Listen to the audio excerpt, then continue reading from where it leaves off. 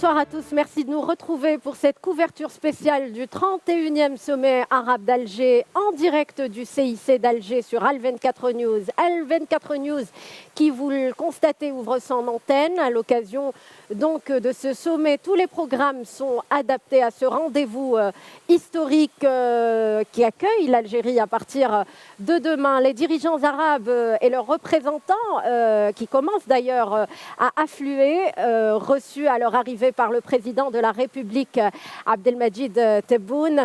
Nous allons justement vous laisser suivre dans quelques instants l'arrivée de certains d'entre eux en direct à l'aéroport d'Alger.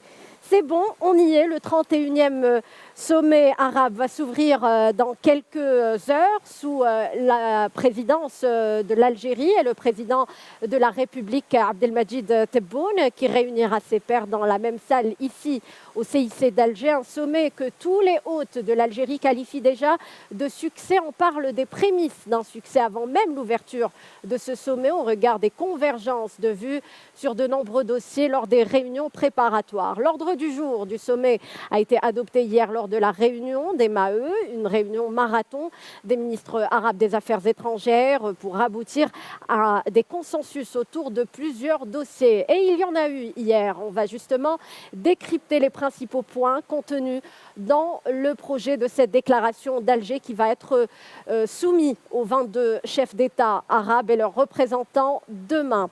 Pour en parler, donc, j'ai le plaisir d'avoir avec moi sur le plateau d'Al24 News Monsieur Mohamed Berkour. Bonsoir, professeur. Bonsoir, madame.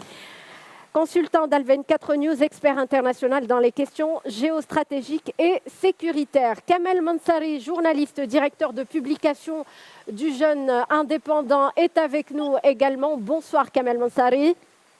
Bonsoir. Riyad Sidaoui, politologue, directeur du Centre arabe de recherche et d'analyse à Genève, est également notre invité. Bonsoir, Riyad Sidaoui. Bonsoir de la Tunisie. Bonsoir. Cette fois-ci, ce n'est pas de Genève. Alors, pour commencer, messieurs, un mot sur ce sommet, une 31e édition à Alger. C'est un pari réussi pour les autorités algériennes, Mohamed Berkour. Un pari très réussi, les doublements pratiquement se distinguer sur deux niveaux. Le premier niveau, c'est par rapport déjà au niveau de représentation. On a 21 pays sur 21, c'est les pays qui sont présents, mais aussi par rapport aux enjeux. On parle de la centralité de la question palestinienne, mais aussi des solutions opératoires développées lors de la réunion des factions palestiniennes à Alger le 13 octobre passé, mais on voit aussi d'autres indices d'une réussite historique par rapport notamment au développement d'une nouvelle logique de travail de la Ligue pour plus d'interdépendance économique, plus d'intégration sur un certain plan de la sécurité alimentaire. On parle aussi des questions des réformes qui seraient adressées lors de ce sommet. Alors plusieurs dossiers ont suscité un consensus, Kamel Mansari, lors de la réunion d'hier des ministres arabes des Affaires étrangères. Deux questions essentielles ont suscité ou bien ont conduit à un rassemblement ou un consensus, comme vous le dites, autour d'abord la question libérienne, qui reste l'une des questions les plus cruciales pour le sommet, surtout pour les pays du voisinage libyen, avec ses implications sur le plan sécuritaire sur la région et sur le plan interne libyen. Donc ça a été une question qui a rassemblé pratiquement tous les États, en dépit sur quelques divergences s'agissant du monde opératoire. Mais en réalité, tout le monde, tous les chefs de diplomatie arabes ont convergé vers un seul point, celui d'appeler les Libyens ou d'aider ou de participer à la concrétisation du processus électoral qui est suspendu, mais qui est rappelé par la Ligue arabe, encore une fois, et bien évidemment parce qu'il est souhaité autant par les Libyens que par les pays du voisinage et par la communauté internationale. La seconde question, c'est celle des factions palestiniennes. Il ne faut pas oublier que même si le sommet ou bien la rencontre d'Alger a été réussite, il reste ce qu'on appelle la façon de concrétiser cet accord interpalestinien, c'est-à-dire que maintenant les Palestiniens attendent des dirigeants arabes qu'il soit concrétisé la proposition d'Alger, celle de créer le comité de suivi qui va vers la concrétisation du processus de réconciliation. Le processus de réconciliation, comme on le sait, qui a été demandé par l'Algérie notamment, c'est de faire en sorte à ce que, d'abord, il y a la création d'un nouveau, la mise en place d'un gouvernement d'union nationale, d'aller vers des élections, la réforme de l'OLP, que ce soit dans ses mécanismes ou bien notamment au secrétariat général de l'OLP. Donc, toutes ces questions-là, bien évidemment, ont obtenu un consensus. Il y a aussi ce qu'on appelle les challenges ou bien les défis auxquels sont exposés les pays arabes aujourd'hui, ce qui sont bien évidemment la question sécuritaire, la question alimentaire et bien les répercussions du conflit en Ukraine. Donc, toutes ces questions-là ont été débattues et bien évidemment, ils ont bénéficié d'un large consensus lors des discussions entre les chefs de diplomatie des pays États arabes. Alors, on l'a compris, deux questions essentielles ont donc suscité le consensus lors de cette réunion. Et donc, Riyad Sidaoui, si on devait parler de l'enjeu de cette déclaration d'Alger, qui sera donc ce projet qui sera soumis aux dirigeants arabes par l'Algérie. Je pense que le succès a eu lieu tout d'abord avec les Palestiniens. L'unification, l'Algérie a réussi à unifier les Palestiniens, donc forcément, elle va réussir aussi à unifier les Arabes. Selon M. Hassan Zaki, secrétaire adjoint de la Ligue arabe, ils vont traiter 7 points, parfois sont des points sensibles, chauds, comme la question libyenne. La question syrienne aussi, la sécurité alimentaire arabe, la cause palestinienne qui est revenue à la une. Et c'est grâce à l'Algérie, et je souligne encore, c'est grâce à l'Algérie que la cause palestinienne est revenue à la une, parce qu'elle a été marginalisée dans plusieurs sommets précédents. Donc, c'est le sommet du consensus, c'est le sommet qui va régler des questions très, très sensibles, mais comme je vous ai dit, le succès déjà a eu lieu avec l'unification des Palestiniens. Donc, deuxième succès, c'est l'unification des Arabes. Alors, on va se pencher justement sur la crise libyenne, Mohamed Berkouk. Malgré la complexité de ce conflit, comment on a pu parvenir à ce consensus, selon vous ? On n'a pas encore lu le texte pour Il est vrai qu'on ne connaît pas les détails. On n'a pas encore lu le texte, donc projet. on va essayer pratiquement de faire des analyses par rapport à ce qui a été dit par Madame la ministre des Affaires étrangères libyenne. Il y a eu des divergences de position, d'opinion, d'appréciation et d'approche de quelques pays arabes. Oui. Il faut rappeler nos téléspectateurs qu'à l'origine de la crise libyenne, c'était justement la demande de la Ligue arabe de transférer le dossier de la Libye de la Ligue arabe vers les Nations unies. Le 12 du mois de mars 2011, ce qui a produit la résolution 1973 du 17 mars de la même année. Et puis quelques jours plus tard, c'est le début de la destruction de la Libye et de ses institutions. Aujourd'hui, ce qui est différent, c'est que l'Algérie veut changer de logique. C'est des solutions arabes aux problèmes arabes. Donc, dans cette ligue, on va essayer pratiquement de trouver un terrain d'entente sur des démarches à suivre. Les points de consensus, c'est le respect de la souveraineté de la Libye, la non-ingérence, solution interlibyenne basée sur le dialogue inclusif et des élections. Donc la méthode de sortie de cette crise est définie. Malheureusement, ce qui est la cause de ces retards, c'est les alliances avec un certain nombre par un certain nombre de factions avec l'étranger. Les divergences d'agenda également. Surtout ces ingérences étrangères. Oui. On a en ce moment 4 pays arabes qui ont leurs agendas dans cette région. On voit un pays comme la Turquie, on voit la France, la Russie, les États-Unis et autres, mais aussi on voit depuis pratiquement 2019 une présence étrangère officielle ou informelle, la présence de sociétés privées militaires et sécuritaires type SADC, Turquie, Académie Blackwater Amérique ou Wagner Russie par exemple, mais aussi un certain nombre malheureusement de points de discorde en matière de choix de solutions. Parce que quand on lit par exemple la feuille de route ou l'accord politique de 2020, il incarne une situation de division par une reconnaissance de trois sous-entités dans cette Libye, mais aussi 3 trois sources de légitimité pour toute action. Oui.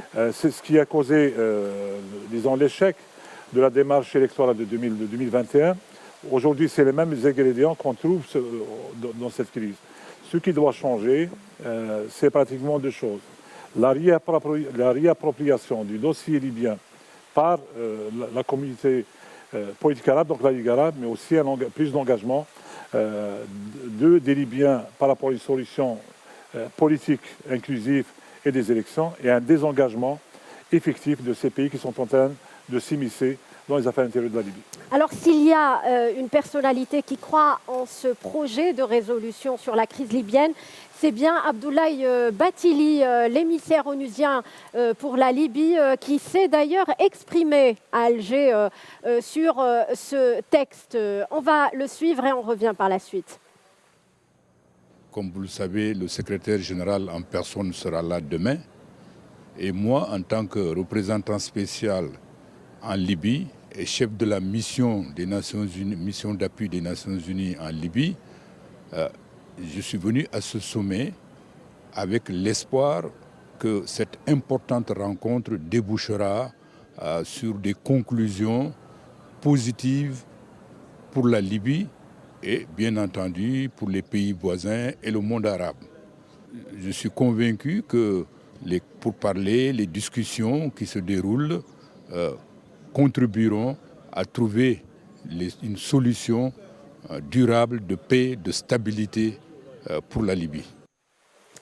Alors, on retient donc déjà la présence du secrétaire général des Nations Unies à Alger pour assister donc à l'ouverture du sommet arabe qui va être que va accueillir Alger demain. Kamal Mansari, donc en quoi ce projet de loi peut-il aider à résoudre la crise libyenne? Vous savez, si la crise libyenne est avant tout une crise arabe ou un conflit arabe, elle s'est malheureusement internationalisée, c'est-à-dire elle est sortie des mains des Libyens et de la Ligue arabe. Donc l'implication des puissances dans ce conflit rend un petit peu nécessaire, on ne peut pas occulter ou bien faire en sorte à ce que ces pays-là ne soient pas associés depuis Genève, puis Berlin 1 et 2, et sans oublier Paris. Donc les puissances sont là, les tergiversations ou bien les implications sont aussi des puissances et surtout occidentales. On voit à quel point la Turquie s'est vraiment engagée aux côtés du gouvernement de Tripoli dans le conflit libyen, comment les Émirats ou la Russie ou l'Égypte d'un autre côté, ou la France d'un autre, se sont impliqués directement dans le conflit libyen. Donc ça, c'est une réalité qu'on ne peut pas occulter. Donc est-ce que la Ligue arabe est capable de reprendre le dossier? C'est vraiment difficile pour le moment, du moment que la solution n'est pas simplement arabe, elle est internationale, elle est aussi chapeautée par les Nations Unies. Et on voit que les émissaires qui se sont succédés pour régler la question libyenne ont tous échoué, c'est-à-dire d'une manière ou d'une autre, puisque soit ils ont démissionné, soit ils sont retirés, croyant que la situation est difficile. Ce qui a poussé les États-Unis, à travers Stephanie Williams, a organisé le Forum de Tunis en 2020, sans compter sur les principales forces libyennes dans le pays. Donc tous ceux qui ont participé, les 70 personnalités qui ont participé à Tunis pour sortir, pour trouver une solution à la crise libyenne et favoriser le processus électoral, ont été tous des personnalités indépendantes, y compris le chef du gouvernement de Beiba, qui est un homme d'affaires et non pas un homme politique. Donc forcément, il y a une réalité dont il faut tenir compte. Est-ce que les Arabes peuvent le faire tout seuls, régler un problème aussi complexe et aussi difficile, et aussi dans un pays où les tribaux, les tribus sont présentes, c'est aussi problématique. Il faut tenir compte pour organiser des élections, il faut sécuriser le pays. Jusqu'à aujourd'hui, la question de la sécurisation du pays n'est pas réglée. L'unification de l'armée libyenne n'est pas réglée, du moment que les dialogues entre les 5+5, les deux partis qui étaient censés unifier l'armée et sécuriser les élections n'ont pas été réglés. Et on voit en parallèle des actions prises par exemple, pour Aqil Saleh, le président du Parlement, ou bien El-Meshili, qui sont partis récemment au Maroc pour décider des postes de souveraineté, comme ils les appellent, pour les départager, mais sans pour autant se mettre d'accord sur un calendrier sur les élections. Donc aujourd'hui, est-ce que les chefs de la diplomatie arabe peuvent pousser de leur poids pour pousser les Libyens à favoriser la solution électorale? Ça reste aussi un enjeu. Aujourd'hui, même sur le terrain, la loi électorale n'a pas été résolue, n'a pas été révisée du moment qu'il n'y a pas de consensus autour de l'électoral, parce qu'il ne faut pas oublier qu'il y a 2 voies électorales pour chapeauter le processus électoral. Il y a les législatives et les présidentielles. Donc toutes les deux sont diamétralement opposées et elles ont suscité une polémique, notamment au sein des candidats. Et en même temps, le gouvernement va agir sans budget. Il n'a pas encore obtenu son budget du moment qu'il devait l'obtenir du Parlement de Tobrouk, qui lui a retiré sa confiance. Et en même temps, la NOC, qui est la principale pourvoyeur en finance, c'est-à-dire la compagnie pétrolière, qui est la principale rentière, qui fait rentrer de l'argent à la Libye, a placé son argent à l'extérieur. Donc même l'État, le gouvernement de Libye ne contrôle pas les finances publiques, c'est le Parlement qui les contrôle. Et tous ces éléments et tous ces détails-là rendent un petit peu compliqué la manœuvre arabe au sein de la Libye. On va en savoir plus justement sur la manœuvre des Arabes. Riyad Sidawi, le conflit libyen, Kamal Mansari l'a dit, s'est internationalisé ces dernières années. Là, on le remet entre les mains des dirigeants arabes. La question se pose, est-ce que les Arabes ont la capacité justement de s'entendre pour trouver une solution au conflit libyen, au complexe conflit libyen? Malheureusement, le dossier libyen, c'est le dossier le plus compliqué, le plus complexe. L'internationalisation de la crise libyenne, c'est depuis 2011. Je rappelle que l'OTAN a détruit à la fois le régime de Kadhafi, le gouvernement de Kadhafi et surtout et notamment l'État libyen. Je dis l'État libyen, je souligne ce qu'il disait souvent Max Weber, c'est que l'État qui a le droit du monopole de la violence légitime. Ça veut dire une seule armée nationale, une seule police nationale, des services secrets unis. Or, tout ça n'existe pas en Libye depuis 2011, parce que l'OTAN a cassé l'État libyen. C'est pour cette raison, je répète toujours que la crise libyenne est une crise d'ordre structurel et non pas conjoncturel. Ce n'est pas un ordre conjoncturel. Ça veut dire qu'il faut créer l'État libyen. L'État libyen qui n'existe pas réellement, il faut le créer. Parfois par une armée nationale unie, évidemment. Et moi, j'ai des forts doutes que l'OTAN ou l'Union européenne veulent vraiment résoudre la crise libyenne. C'est pour cette raison que l'Algérie appelle toujours les Libyens que la solution doit être interlibyenne. Elle pourrait être aussi inter-arabe, mais dans le cadre d'un consensus au sein de la Ligue arabe. Finalement, on est des frères et surtout les voisins de la Libye. Mais je ne pense pas que l'OTAN qui a détruit l'État libyen va résoudre cette crise. Mohamed Barkouk, sur ce point. Sur ce point, j'estime que la crise libyenne est très certainement internationalisée après 2011, après le 17 mars 2011. La crise libyenne est victime, est complexifiée par rapport à trois facteurs. Le premier facteur, c'est les ingérences. Le deuxième facteur, c'est les allégeances. Le troisième facteur, c'est les intérêts étrangers. Quand on parle des ingérences, et je suis totalement d'accord avec mon ami Kamal, qu'il y a beaucoup d'enjeux, mais aussi beaucoup d'agents. Oui. Elle a cité des noms de quelques pays arabes, mais aussi, il faut dire que ces pays agissent en convergence d'intérêts avec d'autres acteurs, à la fois à l'intérieur de la Libye et des acteurs internationaux. La deuxième chose, c'est que même nos frères libyens n'ont pas les mêmes perceptions de cette crise. Ils n'ont pas les mêmes conceptions des choix de solutions. Ils n'ont pas la même vision par rapport à la nature de l'État. Oui. État unitaire, État fédéral, État confédéral. Aujourd'hui, à lire et à voir et à apprécier ce qui s'est fait en matière de résolution du conflit Kamal, se réapproprier la question libyenne veut dire plus d'implication de la Ligue arabe dans cette résolution. Les Nations unies est un partenaire, l'Union africaine doit être un partenaire, il y a aussi d'autres acteurs qui pourraient faire des bons offices. L'exemple à suivre, et c'est un cas de réussite, c'est le cas de l'accord d'Alger de 2015 par rapport au Mali.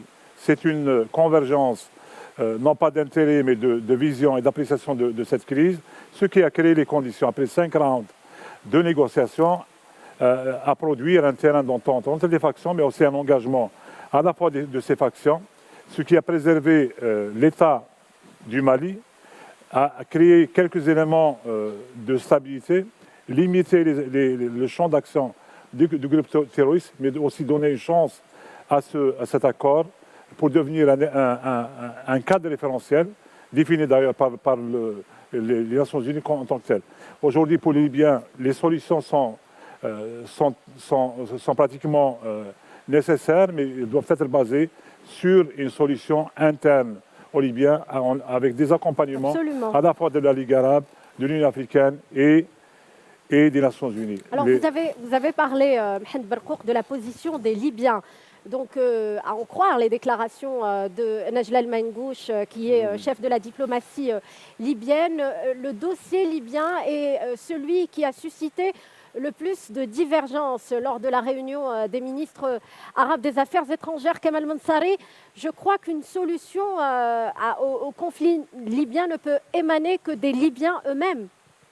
Bien évidemment, si vous voulez, si on revient, si on fait le parallèle avec le Mali, c'est-à-dire là, il y a eu un accord, bien évidemment. Oui. Si on peut dire, même le forum de Tunis a été un accord qui a été signé et qui a été appliqué.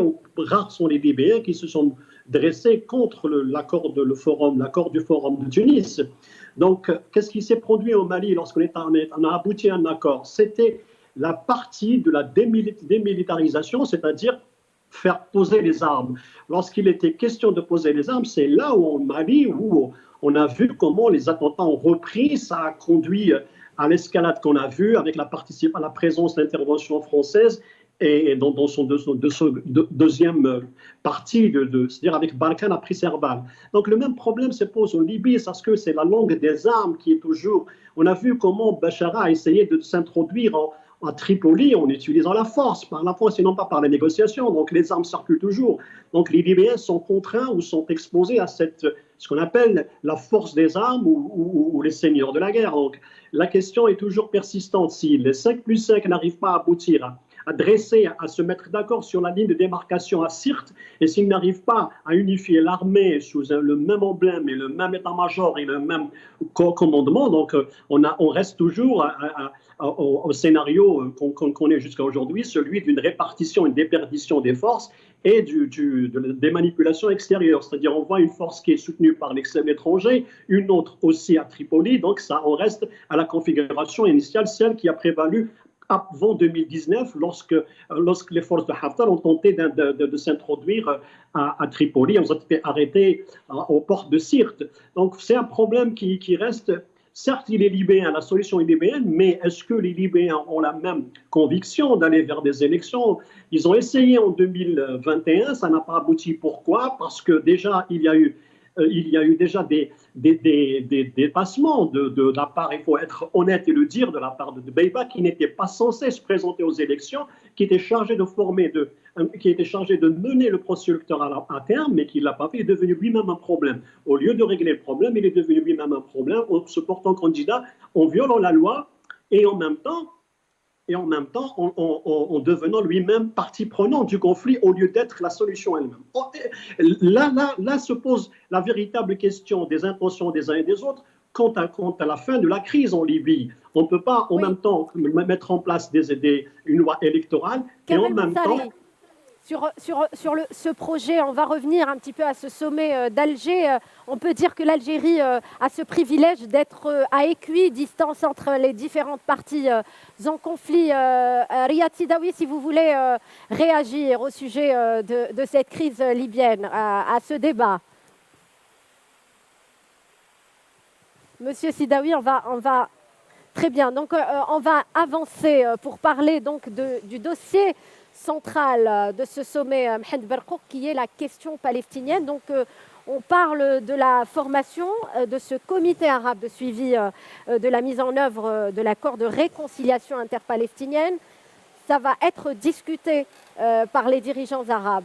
C'est une proposition de la déclaration d'Alger du 13 octobre 2022. C'est par rapport aux organes de suivi de l'exécution de cette déclaration.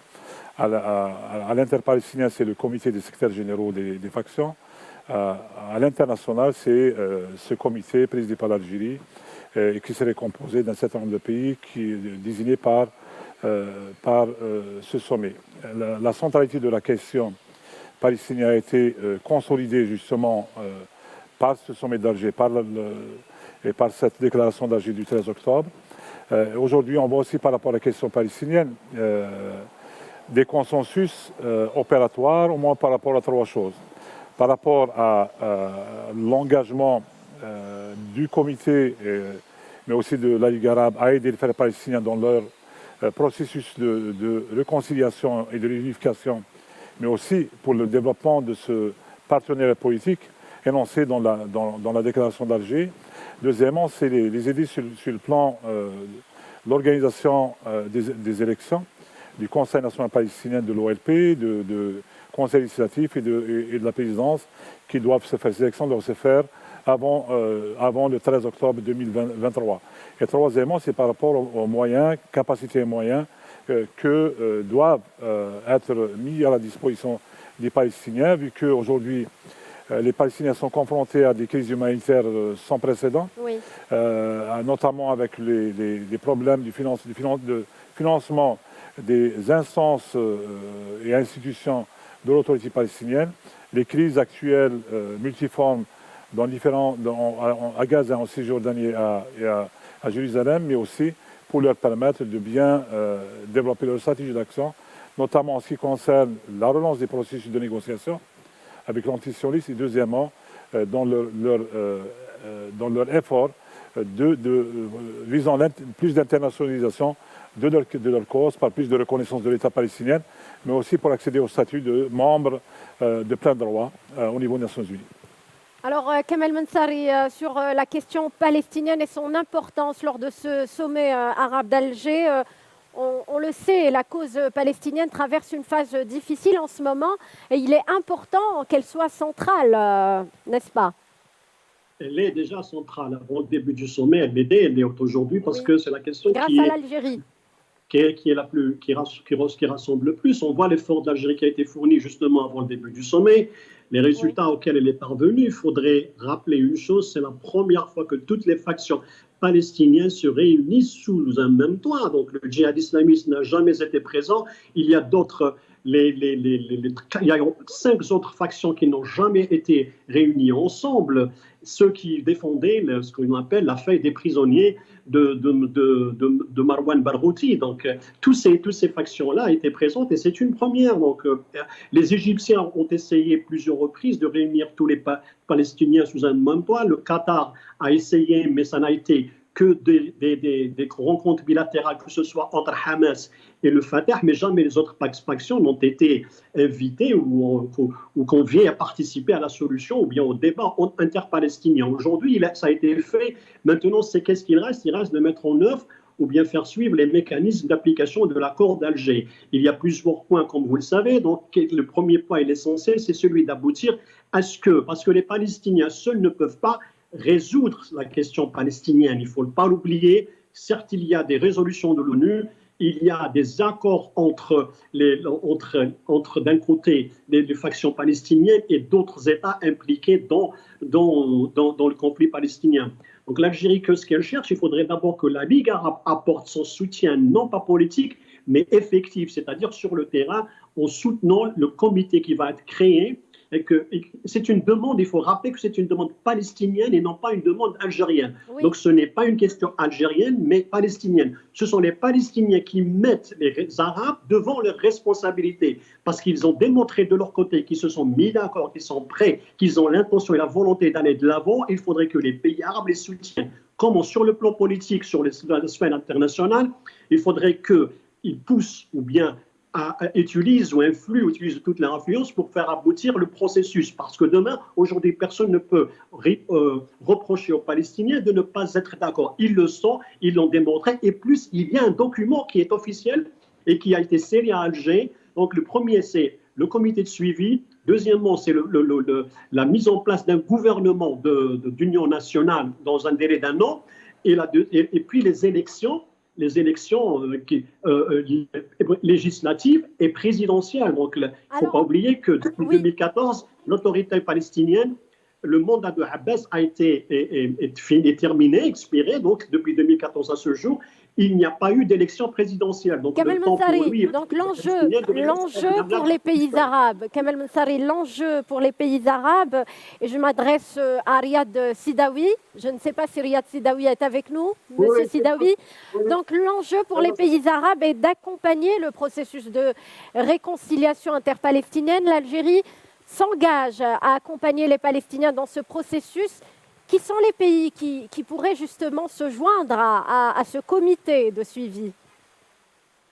Je pense en principe tous les Arabes, puisque le miracle, je mets le miracle entre deux guillemets, a eu lieu, c'est l'unification des factions palestiniennes.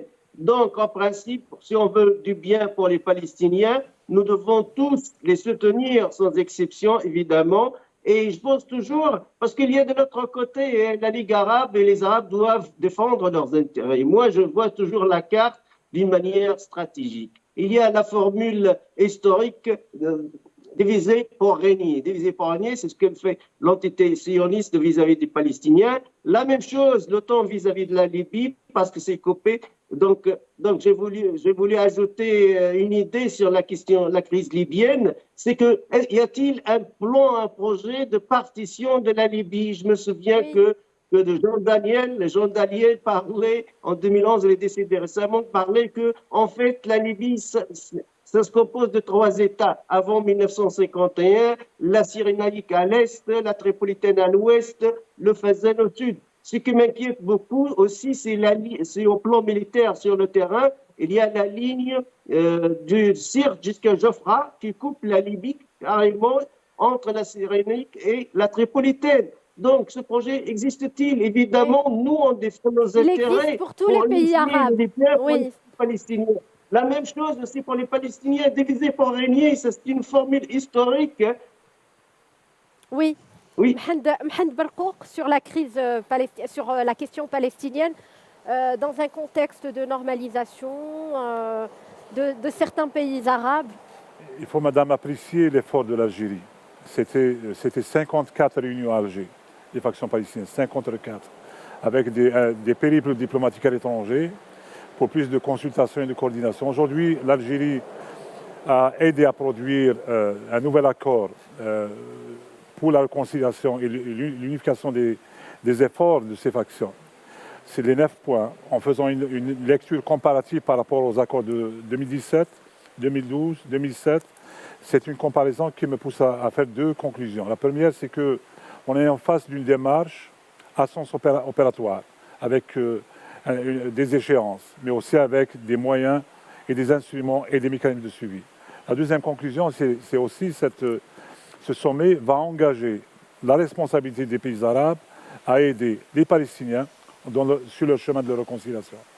C'est par cette réconciliation, réunification, action commune, partenariat politique, gouvernement d'unité nationale, vision convergente, que les Palestiniens pourraient en quelque sorte trouver d'autres solutions à leurs problèmes. Parce qu'aujourd'hui, il y a un blocage sur le plan des négociations, sur le plan des Nations Unies, de l'Union européenne, des États-Unis, de la Russie. Deuxièmement, avoir le Conseil de sécurité des Nations Unies qui ne prend plus ses responsabilités. En 13 ans, depuis 2009 jusqu'à 2022, il n'y a eu qu'une seule résolution concernant la Palestine. Oui. Ce qui veut dire qu'il y a moins de motivation diplomatique pour accompagner les Palestiniens. Oui. Sur la scène arabe, malheureusement, après 20 ans de l'adoption du plan arabe de paix, il y a moins de facteurs encourageants par rapport à son exécution. On a vu 4 pays faire des normalisations irrationnelles, avoir aussi la carte démographique, géographique, politique de la Palestine totalement changée par des actions illégales de l'entité sioniste, voire Jérusalem qui est aussi agressée dans son âme historique et pour son statut juridique par les États-Unis. Donc la situation actuelle requiert 2 choses. La première, c'est l'unification des rangs palestiniens et l'émergence d'un nouveau modus operandi de la Ligue arabe par rapport aux questions palestiniennes. Deuxièmement, plus de solidarité effective, proactive pour les peuples palestiniens et sa cause. Kamal Mensari, pour finir, donc ce consensus escompté entre les pays arabes, on va dire, peut impressionner l'antisésionisme dans le contexte actuel. Qu'en pensez-vous? Vous savez, il ne s'agit pas d'impressionner l'Israël ou l'antisésioniste, il suffit justement, il faut impressionner les populations déjà palestiniennes, leur donner du courage, parce qu'il ne faut pas oublier qu'il y a une rupture réelle entre la population palestinienne et les directions, parce que là, il y a eu une sorte de révolte qu'on a vu. Maintenant, il y a eu des groupes indépendants qui agissent et qui font du militantisme et qui prennent des attaques contre l'entité sioniste indépendamment de toutes les directions. Ça, c'est jamais vu. Ceci d'un côté. Il ne faut pas oublier que le fardeau de la question palestinienne ne repose pas uniquement sur les pays arabes. Il y a des responsabilités partagées. Il y a aussi cette façon, il y a eu cette manœuvre et cette politique israélienne visant à détruire toute initiative arabe avec le consentement et l'assentiment des Occidentaux. Il faudrait revenir à l'accord de la Aqaba de 2003 lorsqu'il y a eu la question de mettre deux États indépendants vivant côte à côte. C'est ce processus-là qui n'a pas jamais été mis en œuvre. C'est ce qu'il faut revenir à ce principe. Lorsque les Palestiniens sauront que la communauté internationale est là, y compris arabe, elle est là pour les soutenir, pour les accompagner dans la concrétisation de leur État, à ce moment-là, la question palestinienne ne deviendra pas une question interpalestinienne où on a vu deux gouvernements avec un pouvoir bicéphale, l'un à Gaza et l'autre en Cisjordanie. Et puis, on a vu comment des États comme l'Arabie saoudite a soutenu l'autorité palestinienne et de l'autre côté le Qatar qui soutient le Gaza, et ça crée ce qu'on appelle une sorte de déperdition des Palestiniens, et c'est ce qui n'est pas souhaité. Maintenant que les Palestiniens ont réglé ce problème-là, ils ont outrepassé et dépassé cette question de rivalité, ils veulent aller de l'avant. Donc d'abord, il faudrait que même si les pays arabes concourent à la concrétisation de l'accord d'Alger, il faudrait aussi que ça soit accompagné par un effort international, parce que les Israéliens et tous ceux qui ont, d'une manière ou d'une autre, endossé l'accord d'Abraham ou normalisé, ne vont pas probablement aller dans le même sens que celui souhaité par l'Algérie. La question palestinienne est une question, certes, arabe, mais elle est sur le plan émotionnel et politique typiquement algérienne. Donc il faudrait que l'Algérie, si elle a réussi à concrétiser un accord interpalestinien, il faudrait que l'accompagnant va encore plus haut et plus loin en impliquant d'abord les Arabes et la communauté internationale qui est la garante du processus de paix depuis 1947. Alors, Riyad Sidawi, Kamal Mensari a parlé de l'importance de l'initiative arabe contre Israël qui doit être remise sur la table. Israël n'a jamais respecté le droit international ni les résolutions du Conseil de sécurité, à leur tête la résolution 242. Ce n'est pas nouveau, je ne pense pas qu'elle va accepter. L'entité sioniste ne connaît que la loi de la force. Et aussi, permettez-moi d'ajouter que ce sommet arabe en Algérie vient dans une conjoncture internationale très, très, très favorable, parce que le monde aujourd'hui n'est plus monopolaire, le monde est multipolaire. Donc, c'est une occasion en or qui nous rappelle l'occasion ratée des années 60. Donc, cette fois-ci, je pense qu'il y a plusieurs facteurs très positifs afin de rassembler les Arabes, afin de chercher de nos propres intérêts, afin de soutenir totalement la cause palestinienne, résoudre la crise libyenne, nous-mêmes, les Libyens et nous-mêmes, leurs frères arabes. Donc, on a une occasion en or, puisque le monde aujourd'hui est multipolaire. Mohamed Berkouk, sur l'importance de l'initiative arabe. En ce qui me concerne, j'estime que cette initiative est totalement dépassée. Ce qui reste, c'est les principes. C'est l'assise juridique, les résolutions 242 et 338. La paix contre la terre, on a vu changer totalement la carte géopolitique de la Cisjordanie en se désengageant de Gaza. Il a créé une fracture entre les deux, entre Gaza et la Cisjordanie. Troisièmement, c'est que ces normalisations irrationnelles ont aussi, en quelque part, créé les conditions, non pas d'une compromission, mais plutôt d'une mort pratiquement clinique de cette initiative. L'initiative doit être revisitée et doit être aussi adaptée à ces mutations actuelles. Merci, Mohamed Berkouk, spécialiste en questions géostratégiques et sécuritaires pour cette contribution. Merci à Kamel Mansari qui était également avec nous, journaliste et directeur de publication du Jeune Indépendant. Merci à Riyad Sidawi qui est donc politologue, directeur du Centre arabe de recherche et d'analyse et qui était avec nous en direct depuis Genève. Merci, chers téléspectateurs, d'avoir suivi donc cette couverture exclusive, spéciale, qui accompagne donc la tenue de ce 31e sommet arabe d'Alger qui va s'ouvrir donc demain sous la présidence du président de la République Abdelmadjid Tebboune, qui continue d'ailleurs ce soir à accueillir les dirigeants arabes et leurs représentants à l'aéroport international d'Alger. Voilà, on va sans plus tarder rendre l'antenne pour se diriger au studio principal et le journal télévisé en langue arabe qui vous est présenté par Meissa Gripaza. Bonsoir, مساء الخير. أهلا بك يا ريم، شكرا جزيلا، كنت معنا مباشرة من المركز الدولي للمؤتمرات. أهلا بكم مشاهدينا إلى نشرة الرئيسية التي سنخوض في غمار تفاصيلها بعد هذا الفاصل.